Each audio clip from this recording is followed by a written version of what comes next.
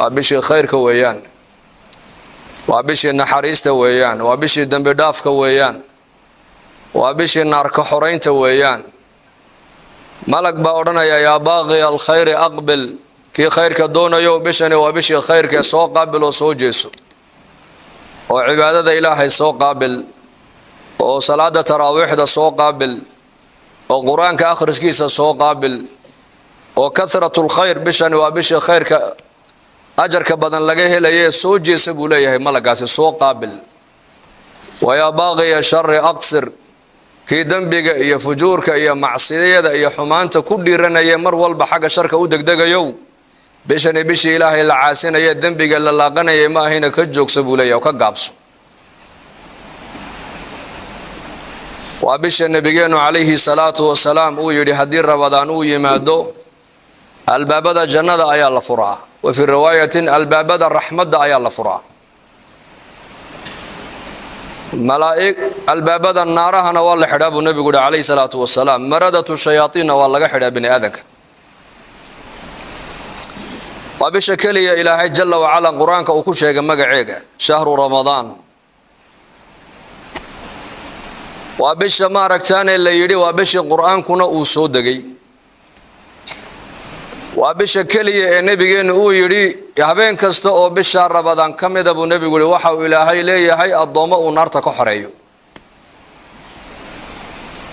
وابش كلي إلا شيء إن الباب ذا جنة الله فرو وابش كلي إلا شيء إن الباب ذا النار هنا الله حلو بل تري فضائل كيك بش رمضان فضلك إلى ذا وابش كلي النبي يقول يدي مردة الشياطين والله حدا بني آذنك وابش أي كجرت هبين كي ويناء قرآن كي إلهي وصدا قارك وقو أماني ويدي إنا أنزلناه في ليلة القدر طبعا كدمان الله نقارسيه وبالآذو بركة سنة حرمة ديدا إن لسيا أي متيسد أي مدن تعبشني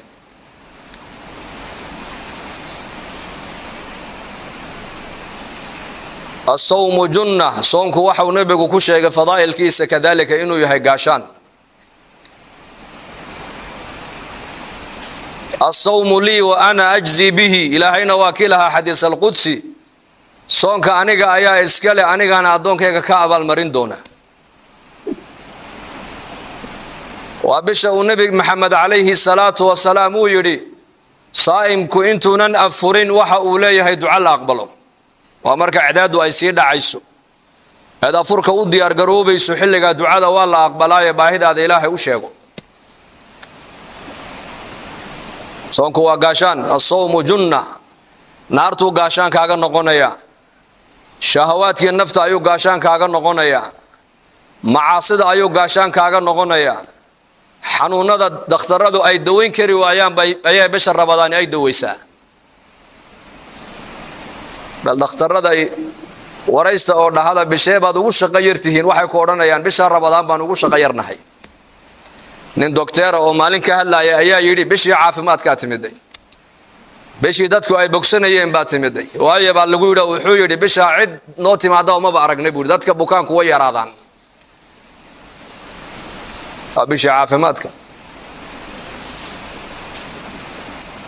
وابش إلهي تبارك وتعالى لو دواناي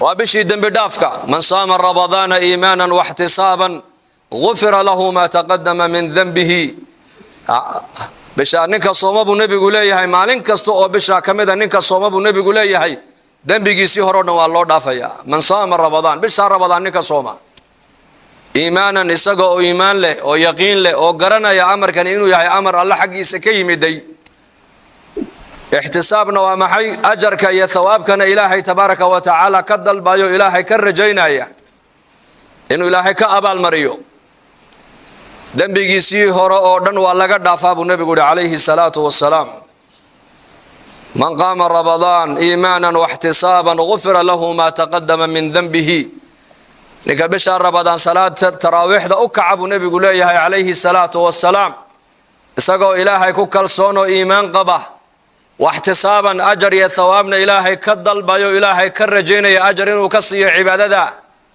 isagana dembigii horay uga dhacay oo dhan baa laga dhaafaa buu nabigu yidhi calayhi salaatu wasalaam.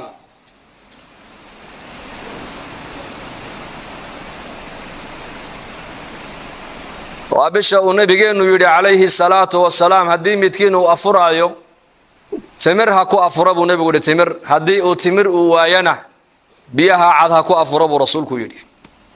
waa shareecada islaamku waa cajiib. labadaana dawaa ku jirta ogow. timirta muxuu nabigu timirta u horreysiiyey? waxaa la yidhi cuntada ilaahay dhulka uu ka soo saaro oo dhan mid walba fitamiinka ku jirta ayaa timirta oo dhan ilaahay ku abuuray baa la yidhi. hilibka fitamiinka ku jira timirta waa laga helayaa. caanaha fitamiinka ku jira timirta waa laga helayaa. bariiska fitamiinka ku jira timirta waa laga helayaa. wax liya waxaa nabaataat iyo khudrawaat iyo maaragtaan nicam ilaahay bin aadanka uu siiyey cunayaan mid walba gaar ahaan fitamiinka si gaar ah iyada loogu abuuray ayaa ilaahay intuu soo jamciyey baa ilaahay timirta inoo soo dhexgeliyey. timirtu waa nicmada muslimiinta ilaahay khaaska uga dhigay waana zaadkii muslimiintu ay diinta caalamka oo dhan ku gaarsiiyeen. asxaabu muxamed sala allahu calayhi wa aalihi wasalam radia allahu canhum ajmaciin markay risaalada muxamadiyada ay xambaarayeen ee adduunyada gaadhsiinayeen zaadkay isticmaalayaan wuxuu ahaa timir buu ahaa. timir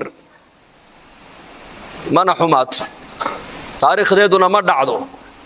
saalixiintu waxay odhan jireen aqalka timir aynan oolina faqri baa aqalkaa yaalla. markaa buu nebiguna leeyahay calayhi salaatu wasalaam ninkii soomayow haddaad soontid buu nebigu leeyahay kiina afuraya timir ha ku afuro. hadduu timir waayana biyaha cad ha ku afuro. biyaha cadna waa daahir buu nebigu yidhi oo macdada jidhkaaga jeermiskii ku hadhay oo dhan bay bannaanka u soo saarayaan.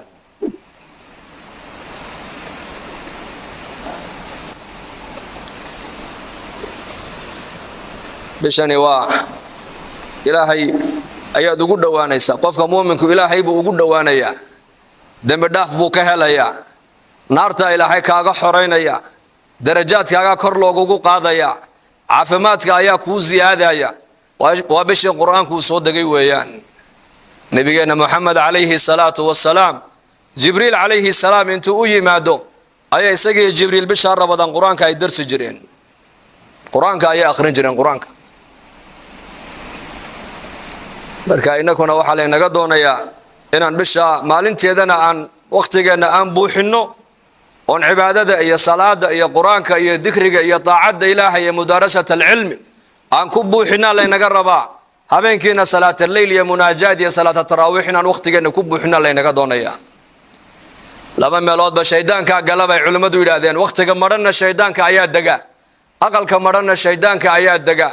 marka qofka muslimka la dooni maayo wakhtigiisa inuu ka dhiga firaaq, bal firaaqa wakhtigaaga ka ilaaliyo buuxi. oo maxaan ku buuxinaynaa? waxaan ku buuxinaynaa bishani maadaamay tahay bisha qur-aanku uu soo degay qur-aanka akhriskiisa ayaan badinaynaa. maadaamuu nabigeenu calayhi salaatu wasalaam bisha malakul jibriil intuu u yimaada qur-aanka ay wada darsi ay jireen inakuna bisha rabadaan waxaa la doonayaa qur-aanka inaan darsino. ood ugu yaraan bal maalintii hal juz oo qur-aan aad akhridaa si bisha rabadaan qur-aanka mar aad u khatimtaa. haddaad saddex juz maalintii aad akhridana waxaad khatimaysaa 3 jeer baad qur-aanka khatimaysaa. haddaad 5 juz aad akhrida qur-aanka maaragtaane maalin kastana 6 maalmood baad qur-aanka ku khatumaysaa. oo laga yaabaa bisha rabadaan inaad khatimto maaragtaane 6 jeer 7 jeer.